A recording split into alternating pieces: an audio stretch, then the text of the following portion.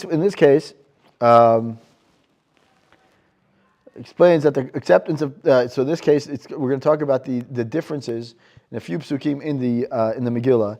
An interesting question that we see that the words themselves, the Megillah itself, tells us about the difference between there's the mitzvah of Purim and then there's the mitzvah of the day itself of the mitzvah of like the simcha and the acceptance of the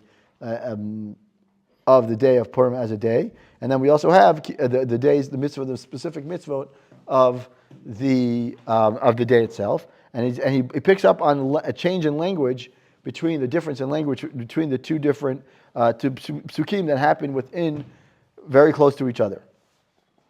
So he says here, the laws, meaning the halachot of Purim, are different according to different people who you are, but he says the acceptance of Purim is unanimous. So how do we get to that? So he says, we know that in Perek Tet, Pasuk Kav Zayin, it says, Kimu v'kiblu hayudim, right? Why does it say ki? But if we look in the we look in the words in the Megillah, it says Kibel hayudim, right? It says Lama Ktiv, right? It says Kibel hayudim, right? V'lashon yachid, right? So in one pasuk it says Kimu v'kiblu hayudim. And then why does it say in another pasuk? It says, right? Oh, sorry. The correct way to pronounce it is to say kiblu, right? But it's written in the singular form. So it says, even though it says kimu v'kiblu, if you look in the pasuk, it says kimu v'kibel, right? We read it as kiblu, but it's actually written kibel, right? We call shekain. In fact, he says, this is Torah Kaf 20. Sorry, we move to the next one. So it says in the Pasuk Perek Tet, Pasuk Kav Zayin, it says Kimu v'kiblu. We read it as Kimu v'kiblu, but it says Kimu v'kibel. And in the Pasuk later on, in the Pasuk Kav Gimel, it says Kibel. Right, Kibela Yehudim. Written, the Jews undertook to continue the practice that's begun. Karine hachinama v'kibel b'lashon yachid, and he's even pronounced v'kibel. So why is the singular form used when the verse is referred to as all Jews? So he's trying to understand is what's the difference between kimu v'kiblu and kibel. There must be a reason that in one place we pronounce it kibel and one place we pronounce it kiblu, right? So that he's trying to understand. Correct. In both cases, it's written kibel, but one of them we use it and we say kiblu, and one place we read it as kibel. So it means one of them is plural form, and one of them is singular form, right, as a unit. Milvad ma. Now he's trying to, as you say, refers to where he dresses. He says milvad ma shekatavnu drush bedrush lamala. Besides what we've said in drush yud daled. Yuvad b'mayda amrina b'perek kama Torah daf gimel. We can understand another besides what I wrote in Drush Yudalid, which is quite a long Torah. He says that we can look at understand that based on what it says in Horayot, in the first chapter of first parak of Horayot. Amar Rabbi Yochanan, me'ah yasheshvu lahorot. If 100 judges convene to rule a halachic matter, ein chayavim ad shiru kulam. They cannot be liable to offer to make an offering for if they unless they all rule together. Right, Rasha, right? If someone was made, either they made a judgment. No, it says actually to offer to an offering for erring in their ruling. Meaning, let's say they made a mistake in their ruling, and they have to, in order for them to say yes, we made a mistake. In order for them to accept the fact that there's a mistake, and they have to bring a korban, right? All 100, whoever number of judges, they all have to be unanimous in the judgment. Right? Meaning that if everyone, right, the pasuk says that if the whole achishgu kulam until the entire assembly, meaning everyone accepted it, they have to until everyone is unanimous, then they don't, according to this, indicate that there's no liability unless they all did it. The v'chol Torah kula kima kaimalan rubo kichulo, right? Usually when the Torah says something, they say rubo kechulo, meaning, right, if we say the rov, if the rov does it, then everyone did it, right? In this case, they say no, right? V'hachi ketiv kol ha'edah. But here it says the entire edah, ho'il v'cha, due to this, afilu hein mea, right? So it says even if they are 100, mativ rav misharshia, Ein goes ring zera l'tzibor elo im kein rov tzibor yochlim lamod ba. My krav oti atem kivim agoy kulo. So what is he saying here? I'ika goy kulo in ilo lo. So what is he saying? So the Gemara says that it refers to a commitment that the Jews accept upon themselves with the force of a curse, right? With the force of curse, right? So he's saying is basically the Jews are accepting their verses to the. Sorry, I'm mumbling. I should have slowed down.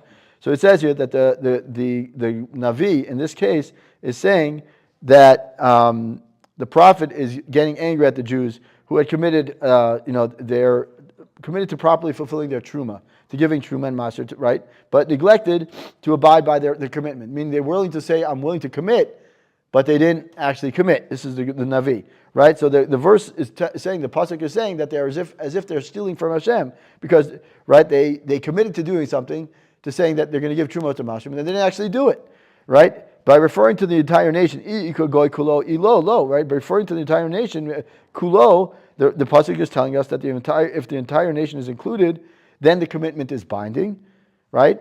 But otherwise, it's not binding. Right? Rav Mesharsha, here it is written the entire nation. Veruba kecholodami, and majority is like equal to the entire thing. So what are we trying to say? What is the Gemara trying to say there?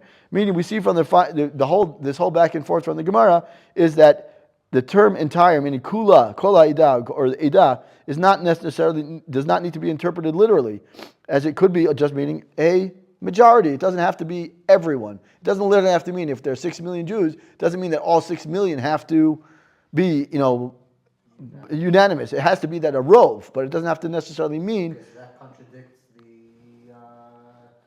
exactly. The issue that he said about the Holtz. Right. So that's what is he proving here? What is he saying? Shaf hecha dechtivat milat kol, right? Amrina ruba kechulo. Ve'atak sher yitzar katuv lashmiya me'makom echad shekulam davka v'lo rubam en takana el lichtov b'loshon yachid. So he's saying is that even when a verse that says the word entire, meaning kol, we could say that the majority is like the entire. We could say that it's rubo kechulo, meaning it's the majority is like everyone, right? Accordingly, in a place where the pasuk wishes to tell us that is specifically to all, right? And not a majority. There's no recourse other than to write what? To say that the word is in the singular form. What is a good example of that? The good example is he's going to bring it now.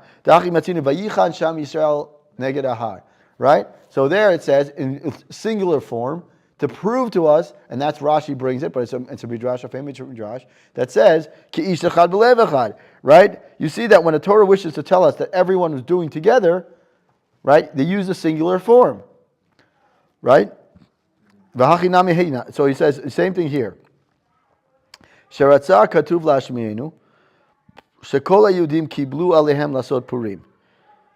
V'im haya omer v'kiblu hayudim. Exactly. You could accept it. You could think about it as saying is maybe it's like the majority, right? Some people said no, we're not going to accept it. We don't really believe it. The miracle didn't happen. Whatever the reason is. So it says. V'kiblu hayudim. If I had written v'kiblu hayudim, the Jews undertook it. Hayiti omer sharov levadol kiblu alehem. V'hu hadin nami im haya omer v'kiblu kol hayudim. Right? Even if we said all the Jews, right? Even in the case where it is spoken in plural terms, we could have said, even when it was said all the Jews, we could have said that maybe it was all the Jews that were living in Shushan, or all the Jews that were living in the area, but not necessarily could we say the fact that it was literally the entire Jewish nation. So now he's going to say, now that I've proven that the word v'kibel, the way it's written in the Megillah, and or written without us knowing v'kiblu, the way that it's written, we can understand that the entire Jewish nation accepted one thing, and then when it says v'kiblu hayudim, that means something else. So now he's going to go to mishum hachi amar v'kibel b'lashon yachid. And therefore it says the kibel kedei lashmi enu shekulam ke'echad kiblu alehem. It's not. He says that the reason why it says v'kibel, or at least why it says ktiv, right? It says kriu ktiv. So here it says ktiv kibel, kri. We read it as kiblu, right?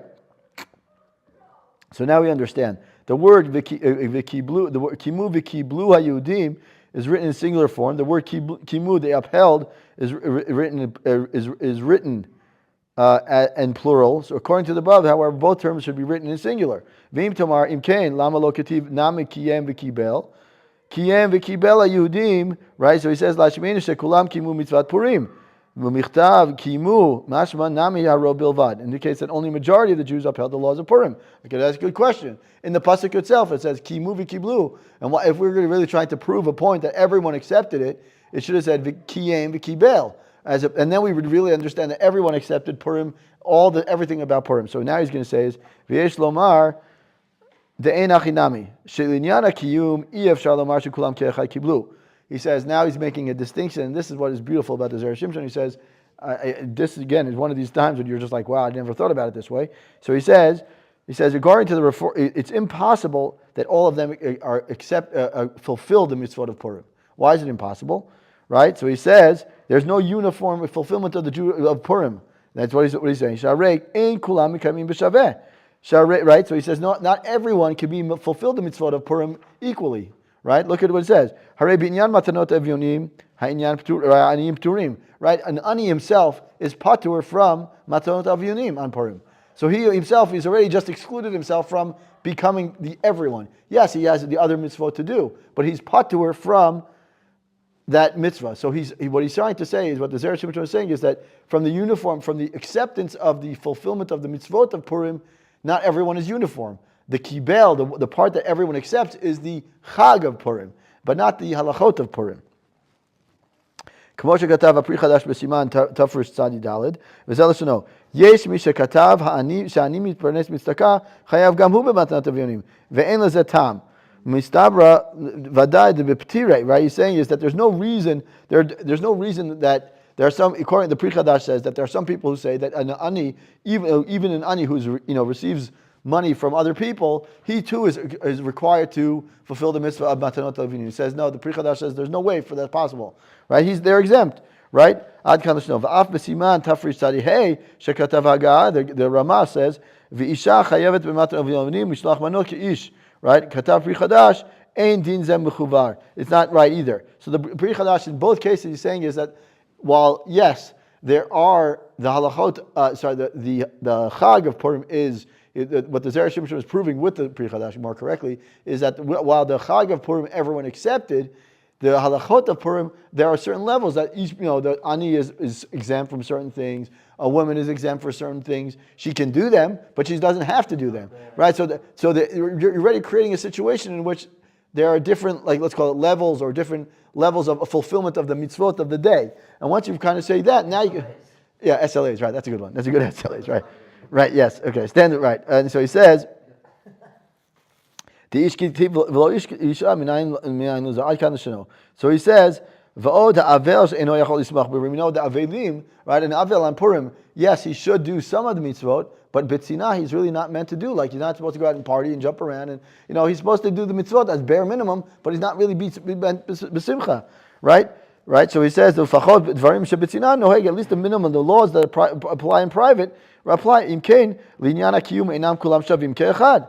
אבל לעניין לקבל עליהם מצוות פורים, דהיינו לעשות זכר לנס, כולם כאחד קיבלו עליהם. So he's saying is, yes, not everyone can literally fulfill the mitzvah the way they're supposed to for Purim, because we don't have, every person has different levels of obligation, right? But the acceptance of the holiday of the actual commemorating the miracle of Purim, right? Everyone accepted it. There's no question there. So now that he says, now that we can understand the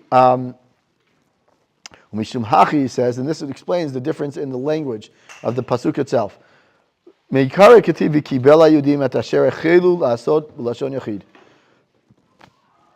first pasuk says that the Jews accepted to continue the practice they've begun, which is what? The V'karin Hachi Nami B'Lashon Yachid, and we read it as well in Lashon Yachid.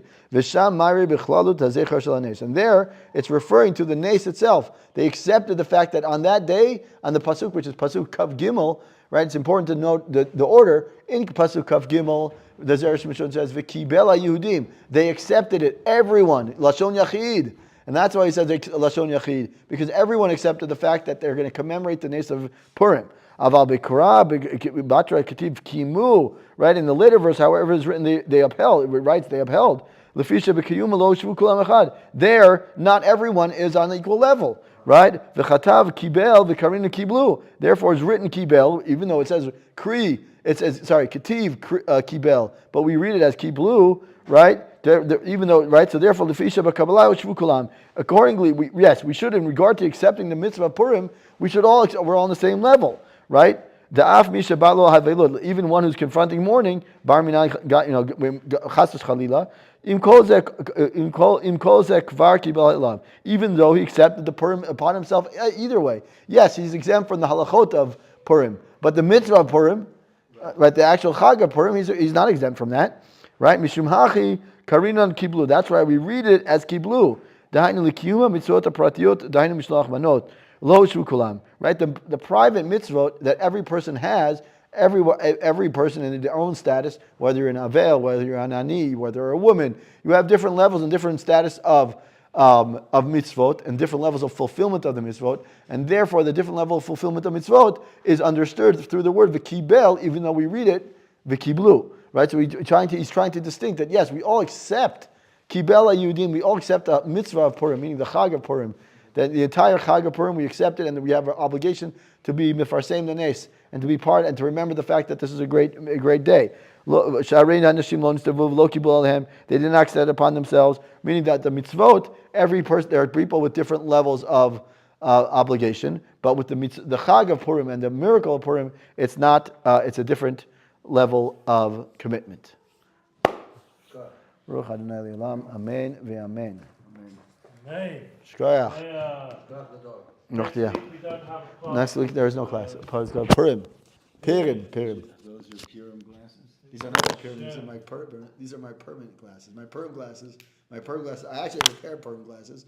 My Purim glasses are one square and one round. 1 second. These are real glasses. Every glasses. What happened to your other glasses? I got new ones. Time to get new ones. Wait a minute. You remind me of that Hasidic rapper. What's his name? Lip Schmelzer. Lipa Schmelzer. Yeah. That's what you had to say. He has some funky glasses Do too. these light up in the dark, right? No, they don't actually. It's a safety thing, the yellow. So when you. Thank you for asking. I appreciate it. I thought you put them on for Purim. Someone else mentioned that to me as well.